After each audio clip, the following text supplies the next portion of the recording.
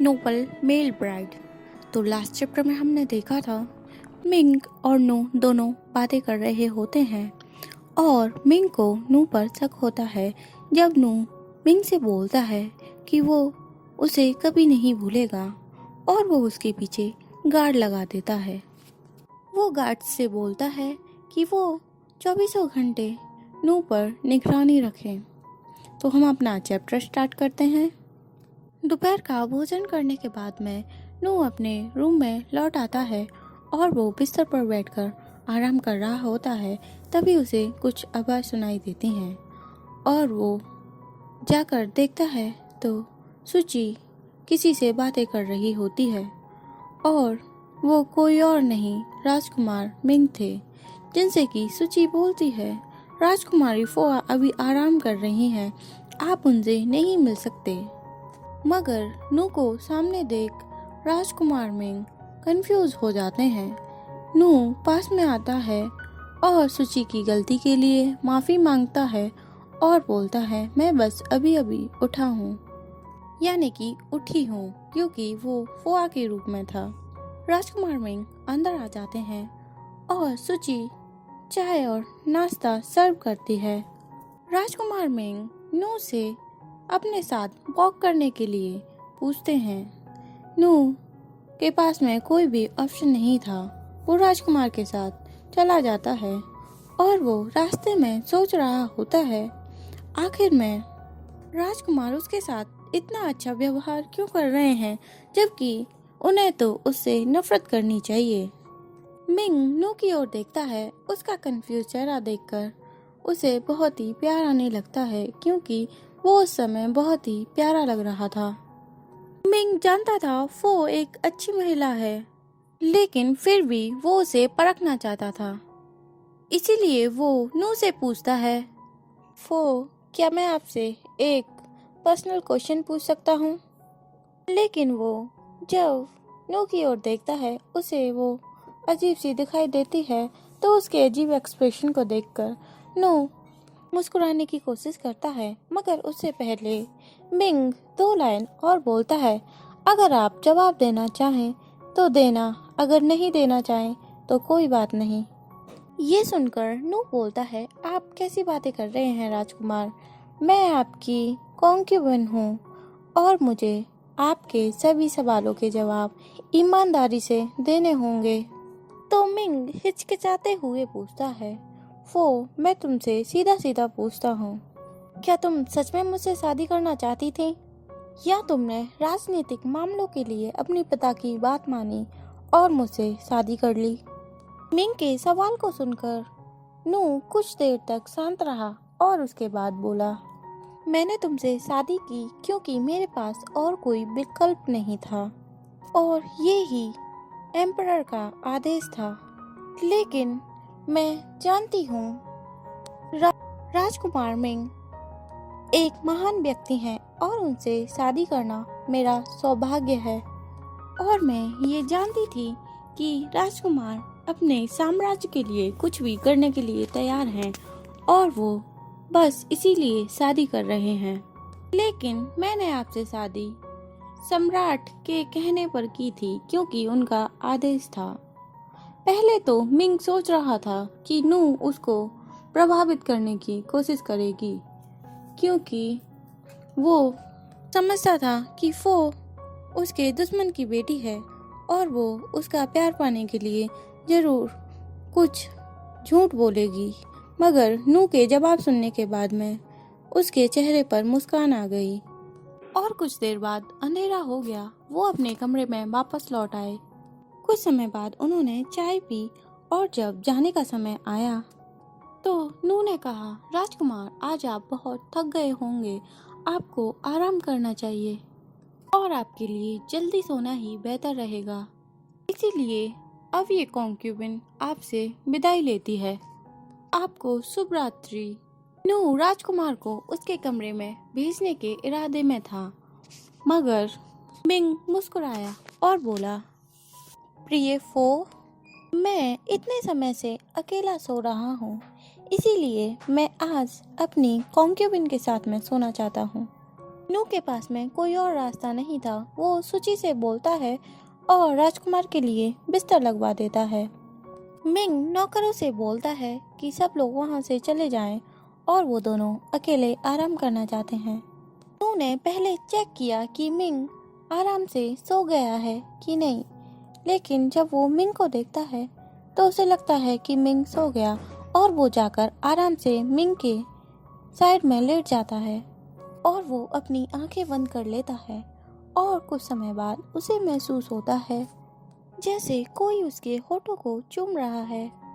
नू ऐसी अजीब स्थिति में अपनी आंखें नहीं खोलना चाहता था और वो ऐसे एक्टिंग करता है जैसे कि वो सो रहा है। जब उसे कंफर्म हो गया कि मिंग अब वास्तव में सो चुका है तो उसने अपनी आंखें खोली और वो मिंग के चेहरे की ओर देखने लगा। उसका चेहरा बहुत ही खूबसूरत था और उसकी आंखें पंखुड़ियों के जैसे आकार की थीं और उसके लिप्स बहुत ही ज़्यादा लाल थे। न जाने कैसे अनजाने में नू अपने होठों को टच करने लगता है और उसके दिल की धड़कन तेज हो जाती है। हालांकि वो जानता था कि जिसने उसे चूमा है वो एक आदमी है, मगर न जाने क्यों राजकुमार उसे कंफ्यूज कर रहे थे। नू रात को अच्छे से सो नहीं पाया, इसीलिए वो सुबह देरी से उठा और वो जल्दी से अपने आप को तैयार करना चाहता था क्योंकि उसे राजकुमार को और राजकुमारी को नमस्कार करने भी जाना था। मगर तभी नौकर आके उसे बताता है कि उसे राजकुमारी डांगर के पास में जाने की कोई भी ज़रूरत नहीं है क्योंकि मिंग ने उनसे बातें कर ली हैं। ये सुनकर नू को अच्छा लगता है और वो थोड़ी देर बिस्तर पर और लेट जाता है।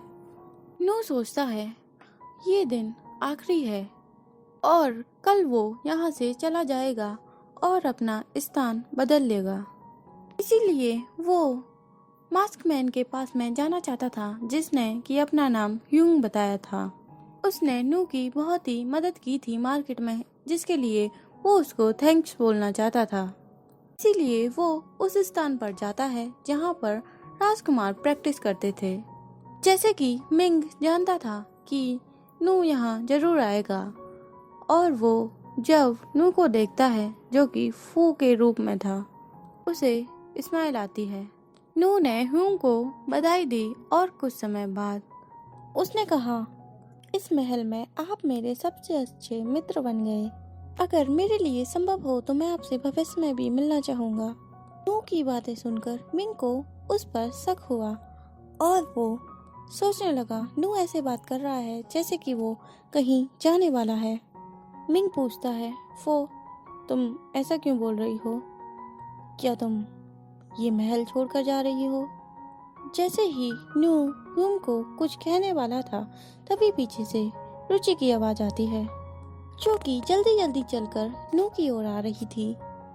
नू ह्यूम से विदाई लेता है और रुचि की ओर चलने लगता है। मिंग एक गार्ड को बुलाता है और उससे बोलता है कि वो फो का पीछा करे और उसके पल पल की खबर उसे दे, क्योंकि उसे यकीन था फो जरूर कुछ करने वाली है। नू ने रुचि से पूछा, क्या बात है और तुम इतना जल्दी में क्यों हो? रुचि ने आसपास की ओर देखा और एक लेटर नू को पकड़ा दिया। जब नू ने वो लेटर खोला तो उसमें लिखा था कि फो भाग चुकी है और पिताजी को कुछ नहीं पता कि वो कहाँ गई है। पता नहीं क्या हुआ था और पहले से ही उसे खोजने के लिए बहुत लोगों को भेजा गया है, मगर उसका अभी तक कुछ भी पता नहीं चला और वह फो के लिए बहुत ही चिंतित थे। नू फो की चिंता करता है और वो ये भी भूल जाता है कि कल भी उसे फो की तरह ही रहना होगा और पता नहीं उसे नू बनने का मौका मिलेगा कि नहीं। जिस दिन फो गायब हुई थी उस दिन की बात है। फो अपने कमरे में बैठकर आराम कर रही थी और वो सोच रही थी कि वो महल में जाने से खुद को कैसे रोके और अपने आप को कैसे बचाए। बहुत सोचने के बाद में उसे कोई भी उपाय नहीं मिला। आखिर में उसने अपने आप को नू के रूप में बदला और वो महल से चली गई और वो महल से निकलते वक्त बिल्कुल वैसे तैयार हुई थी जैसे कि नू हुआ करता था और वो बाहर जाकर कॉफ़ी शॉप पर बैठ जाती है। वो उसी शॉप पर जाके बैठती है जहाँ पर क्यू आकर बैठा करता था। लेकिन वो ये देखकर चौंक गई कि नू के वहाँ पहुँचते ही किस तरह से क्यू खड़ा हो गया, और मगर जब उसने खुद को देखा तो वो फो के रूप में तैयार हुई थी।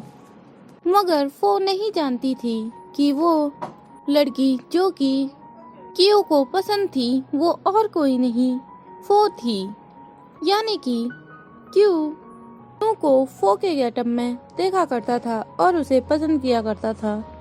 क्यू बोलता है, मैं आपकी बहुत ही सराहना करता हूँ और मुझे आप बहुत ही पसंद हैं। मुझे आपसे मिलकर बहुत ही खुशी हुई। क्या मैं आपका नाम जान सकता हूँ? क्या हम दोस्त बन सकते हैं? क्यू की बातें सुनकर फो समझ गई थी वो महिला जिसको क्यू पसंद करता है वो और कोई नहीं नू था, जो कि फो के गेटअप में देखा गया था।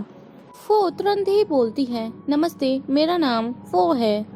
मैं कॉन्क्यूबिन की बेटी हूँ जिसको कि राजा बिल्कुल भी पसंद नहीं करते।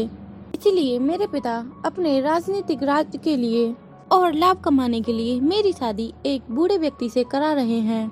इसीलिए मैं उस शादी से बचकर भागना चाहती हूँ। आप मुझे अच्छे इंसान लग रहे हैं। कृपया कुछ दिनों के लिए मुझे आश्रय दें और अपने साथ रहने दें। मैं जल्दी ही जगह की तलाश कर लूँगी और फिर यहाँ से चली जाऊँगी।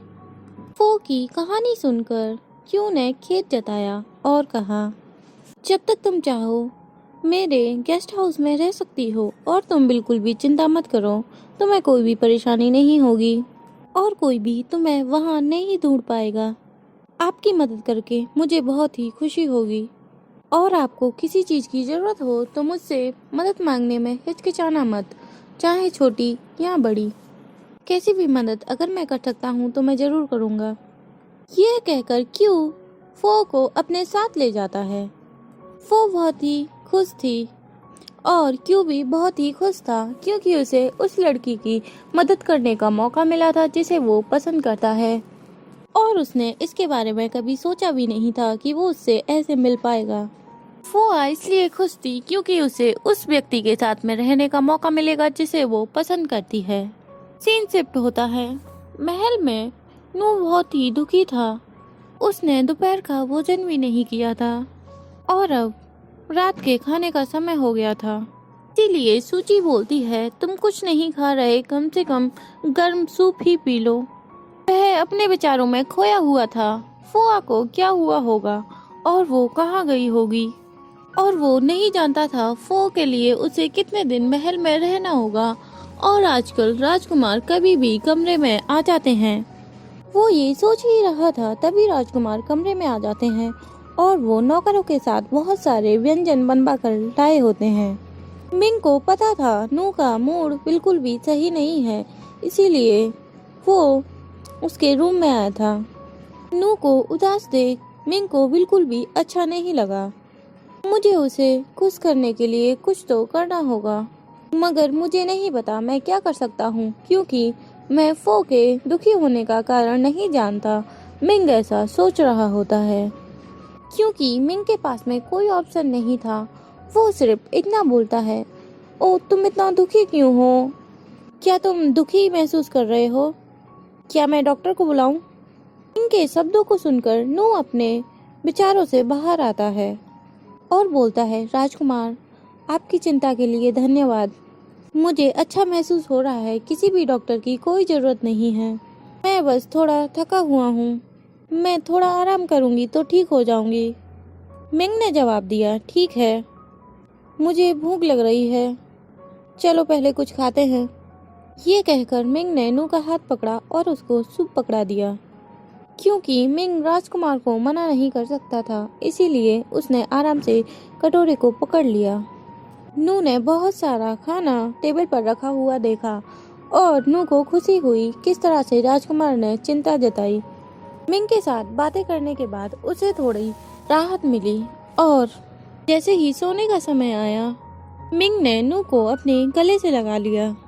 पहले तो नू ने अपने आप को छुड़ाने की बहुत कोशिश की, फिर बाद में उसे लगा कि वो बहुत दुखी है और उसे राजकुमार की बाहों में अच्छा लग रहा है, इसीलिए वो ऐसे ही सर रख कर लेट गया। सुबह जब उसने राजकुमार को जगाया, उसने हमेशा की तरह नाश्ता किया और राजकुमारी डांगर को नमस्कार करने के लिए चला गया और उसके बाद वो फो की चिंता करने लगा। कुछ समय बाद जो व्यक्ति नू का पीछा कर रहा था वो लौट आया और उसने मिंग को बताया। वो सिर्फ बाजार तक ही राजकुमारी का पीछा कर पाया, उसके बाद राजकुमारी कहीं गायब हो गई। ये सुनकर मिंग तुरंत ही नू की तलाश में चला गया और शाम को खोजबीन करते हुए उसने नू को एक घर में देखा। मास्कमैन को देखकर नू को थोड़ी राहत मिली। जैसे ही वो वहां से बाहर निकलने वाले थे, वहां पे उसने एक आदमी को कहते हुए सुना, आज हम इस खूबसूरत महिला को पाकर बहुत ही भाग्यशाली महसूस कर रहे हैं। इसकी हमें अच्छी कीमत मिलेगी, हम अच्छा पैसा कमा सकते हैं। क्या हम उसे बेचने से पहले उसके साथ कुछ कर सकते हैं? हम बिना कुछ करे उसे निपटा सकते हैं ताकि बाद में कोई भी परेशानी ना हो। जैसे ही वो दरवाजा खोलते हैं, मिंग उनसे लड़ना शुरू कर देता है। अचानक से एक आदमी ने नू की ओर एक तीर मारा। जैसे ही ह्यू ने उसको बचाने की कोशिश की और वो तीर उसके कंधे में जाके लग गया। मिंग को लगा जैसे कि वो होश खोने वाला है। उसने और तेजी से लड़ना शुरू कर दिया और नू को जल्दी ही महल में ले गया और नू के कमरे में पहुंचने के बाद वो अपने होश खो बैठा। क्योंकि ह्यू बेहोश था, नू ने उसको बिस्तर पर लेटाया और अचानक से उसने ह्यू का चेहरा देखा। उसने जैसे धीरे धीरे उसका मास्क हटाया, वो चौंक गया। और इसी के साथ हमारा चैप्टर ख़त्म होता है। आगे के चैप्टर के लिए देखते रहिए स्टोरी बॉक्स।